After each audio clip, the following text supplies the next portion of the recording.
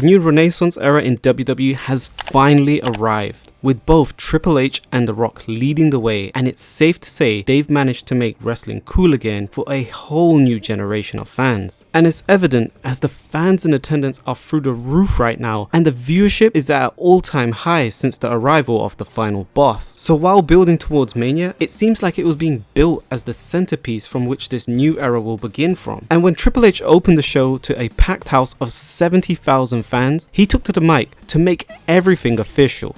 Welcome to a new time. Welcome to a new era. Welcome to WrestleMania! In addition to that, at the post-media scrum after The Rock's match on Saturday, while being questioned by the press, he went on to further explain that this was the first WrestleMania without Vince McMahon, and how they will learn from the past events, but more importantly, what it meant for both WWE and Triple H while moving into this new territory. I like ushering in new things and new times and new eras, and it feels like our world here of professional wrestling, it is a new era that we're ushering in. I talked to Paul Levesque, Triple H, earlier as we were kicking off the show tonight, and without giving any detail on what we talked about, like it's a special night for him. So join us as we break down all the wins and losses that went down at WrestleMania this weekend, and looking into how some of the results affected certain superstars and what it could mean for their career within WWE moving forward. So let's jump right in. Alright, WrestleMania 40 is in the books, and it's safe to say that WWE knocked it out of the park with everything that transpired over the past 2 days. The pay-per-view had everything from shocking title changes, drama, betrayal, great storytelling, and a huge nostalgia feel throughout the whole event, as certain elements from the past were used to heighten the situation. So kicking things off with what happened at Night 1's main event, the Bloodline reigned supreme as Roman Reigns and The Rock took down the tag team of Seth Rollins and Cody Rhodes in an entertaining match. And I gotta say, everything about this match was perfect. Everything, down to the last minute details. As soon as the bell rang, all four competitors exchanged intense stares with one another, and the match kicked off with Rollins and Reigns initiating with a lockup. That being said, with the new CEO in the ring, it meant that it was never going to be a fair fight for the babyfaces going into it, because during the match, The Rock informed the referee not to do any countouts or DQs, otherwise he would be fired. I'm in charge. Do you feel in charge? Which just seemed like a move that Vince McMahon would have done back in the day. Essentially, The Rock made this a Bloodlines rule match to some extent, which was very reminiscent of WrestleMania 15, when The Rock and Vince changed up the rules on Stone Cold to try to secure a victory. Listen to me. You count, you're fired. You understand? You know The Rock, I don't around. He will do anything to see that rattlesnake is not.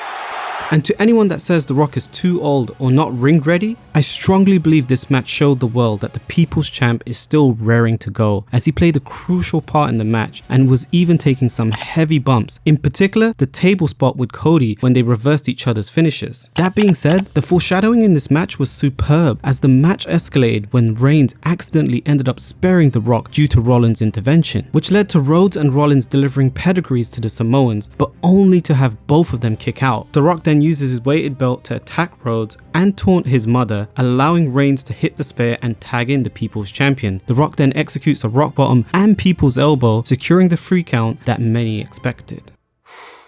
Boy, that escalated quickly. I mean, that really got out of hand fast. It jumped up a notch.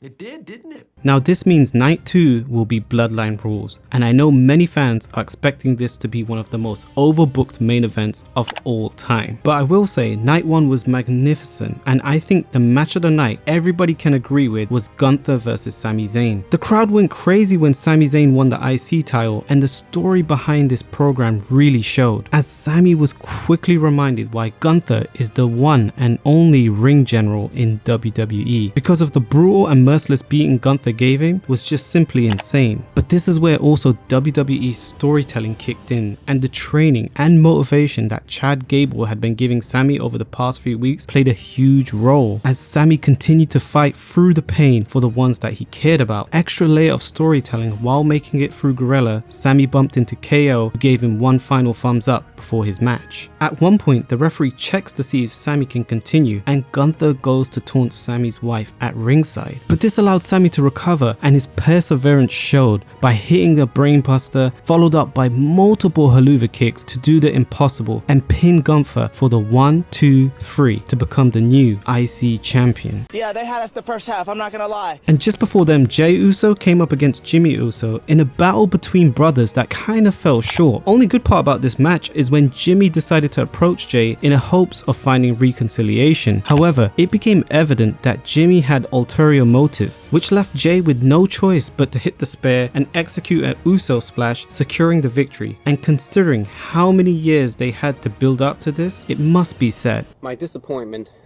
is immeasurable, and my day is ruined. It's been a long time since we've seen a ladder match at Mania, and the fact that there were 6 tag teams involved for Finn Balor and Damian Priest's tag titles meant that it was guaranteed to be carnage. But here's the thing, I have no issue with Team A-Town Down Under winning the SmackDown tag titles. The only problem I had is the way that they won it. It should have happened simultaneously with R-Truth grabbing the titles for himself and The Miz. Instead, Team A-Town Down Under won the SmackDown tag titles and then had to wait during the rest of the match. I wasn't a fan of that. Nevertheless, I believe it was amazing seeing Awesome Truth win the tag titles, which also happened to be R-Truth's first win at WrestleMania in almost 20 plus years. A win is a win. And as for the women's matches, I love the fact that Rhea Ripley and Becky Lynch managed to open up the show, with Rhea then going on to retain her title. It just sucks that Becky wasn't at 100% health going into it, as she had been suffering from a high fever all week, but still, it was a good match. And as for the 6-woman tag team match featuring Bianca Belair, Jade Cargill, Naomi against Damage Control, it's fair to say this is a toilet break for many viewers, as the crowd in attendance were completely silent throughout this entire match, which showed that there wasn't much interest going into it. That being said, during the match, Damage Control has the advantage because they have the experience of working together. Although Bianca's determination for revenge combined with Jade and Naomi's desire to showcase their skills proved to be a winning formula for the babyface team. In addition to that, to Asuka missing her own teammate, it didn't help the situation. And in a dominant display, Jade sealed the victory by hitting a Jaded to get the 3 count. So overall, it seems like day 1 of WrestleMania 40 was a success. Everyone in attendance and watching at home thoroughly enjoying it, according to reviews and the comment section. And while the energy in the building was mixed at times, with the crowd initially being quiet during the start of matches, that could have been more because of a pacing issue, with all the matches starting off slow but then quickened as the match progressed. And by the end of it, the crowd were 100% engaged. And it's safe to say it left everyone hungry for more, as WWE somewhat delivered on this in the post-media scrum. When The Rock and Roman were being interviewed, certain members of the press were being smoked by the tribal chief, while The Rock, he hinted what his plans are after Mania might be.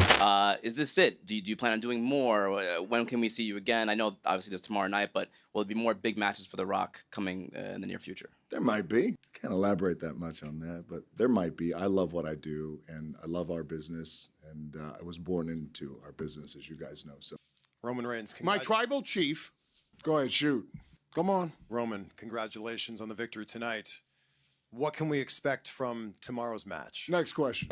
I ain't gonna lie, I'm getting cooked. So WWE had perfectly set up night 2, as it was being built like the final stages of a video game for Cody, as everything was being stacked against him. But the card kicked off with the World Heavyweight Championship match between Seth Rollins and Drew McIntyre. Both men came out raring to go, as McIntyre nailed a Claymore as soon as the bell rang for a close 2 count, which told everyone the uphill struggle Seth was going to go throughout this match. And considering he was harboring a knee injury from night 1, it wasn't going to be an easy task for him. And while the Visionary was able to hit a pedigree on the floor, it did cost him his own knee. He then hit a stomp, barely got the 2 count. And this match was just all big moves and near falls, but it was done in the best possible way. They didn't try to do trades or holds or chain wrestling. This was about both men taking kill shots until one of them finally worked. That being said, the Scottish Warrior hit one more Claymore to a defiant Rollins to get the pin and win the World Heavyweight Championship. And the emotion on his face as he took the title looked real. This was a special moment for the man after not getting his big win in front of the fans during the pandemic era. And while McIntyre may be a heel, he got a hero's response from the crowd. However, that being said, he tried trash talking CM Punk, who was on commentary, and by the end of his gloating, he got tripped on the top of the announce table. Then the straight edge superstar kept on attacking him until Damian Priest ran down with the Money in the Bank briefcase. He struck McIntyre with it and the match started, and he hit the South of Heaven to get the win and become the second new world champion in one night, which was the right decision, because if another failed Money in the Bank cash-in happened, it would have diminished the value of it. But what this means is now Punk and McIntyre can feud while Priest holds the title on Raw. The match that followed them was the Pride versus the Final Testament in a street fight. Key thing to note here, Bubba Ray Dudley was serving as a special guest referee, so Dawkins and Ford made sure to get the tables as soon as they could. While Cross ended up getting in Bubba's face when he countered a near fall, it would prove to be his downfall as Lashley used the opportunity to hit a spear. And this was followed up by the Street Profits doing the signature Dudley Boys taunt and moves, much to the delight of the Philly crowd. And after one failed table attempt, Come on now, dawg. Ford then hit a big frog splash, put Cross through the table to get the win. And up next on night 2 was LA Knight versus AJ Styles. There was no titles and no special stipulations, so this is the only bout from this weekend that was just a standard singles match. And both these guys are talented, so nobody expected a bad performance, but they did seem determined to make sure that their performance was not overlooked. So after countering the phenomenal forearm, Knight won with the BFT, making him 1-0 at Mania. The United States Championship was on the line when Logan Paul defended his belt against Randy Orton and Kevin Owens in a triple threat match. Logan rode a big truck into the arena that had a Prime mascot accompanying him to the ring. While for KO, Zayn was waiting in the backstage to wish him luck, just like Owens did for him on Saturday, which was a great moment to see as he drove a golf cart down to the ring, and then when it was time for Randy Orton to make his entrance, he backed the car up and gave the Viper a ride to the ring for a hilarious spot. Once again, WWE picked the perfect people to book against Logan Paul, as the three men worked together to put on a match that was more entertaining than anything else we had seen up until this point of the show. We got some great spots, funny moments, and creative offense from all three competitors. Whether you like or hate Paul, you have to respect the work he puts into his matches. Oh, and that Prime bottle, after he interfered, Orton pulled the YouTuber IShowSpeed out of the Prime costume and hit an RKO on the announce table. Unfortunately, the table didn't break, which sucked, but it then led to the end of the match, which saw KO taking an RKO from Randy for then Logan to take advantage and hit a frog splash to pick up the win. And this was my reaction, considering KO didn't win after getting the go-ahead from Sami.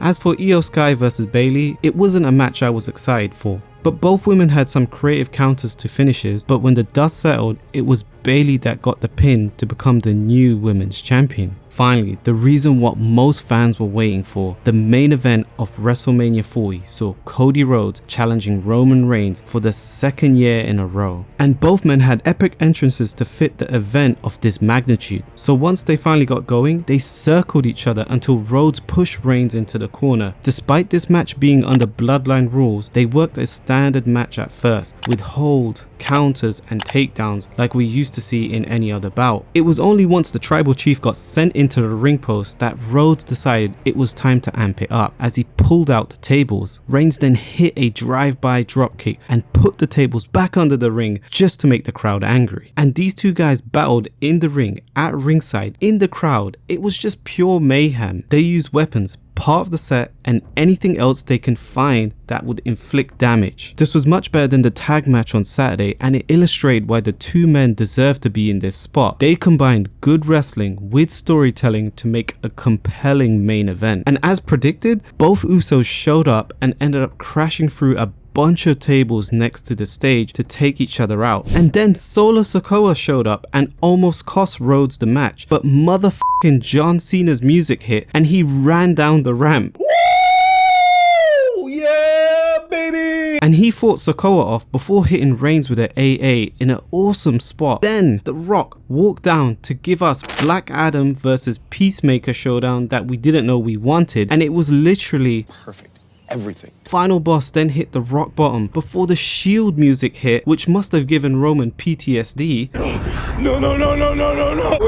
Wait. Seth showed up with a chair, but then Reigns cut him off with a Superman punch. The crowd then erupted when the Undertaker's gong sounded. He appeared in the ring behind The Rock, hit him with a chokeslam before exiting in the dark as quickly as he arrived. After Reigns took out Rollins with a chair, the American Nightmare grabbed him and hit him with 3 crossroads to finally defeat the tribal chief. And the crowd went nuts. And while most fans were focused on Cody, eagle-eyed viewers managed to spot that Roman was actually smiling while he was being pinned. Perhaps a nod to Cody? If not, maybe he finally acknowledges that Cody is the new face of the company, which was a great passing of the torch moment from him. I can imagine it must have been going something like this in his head.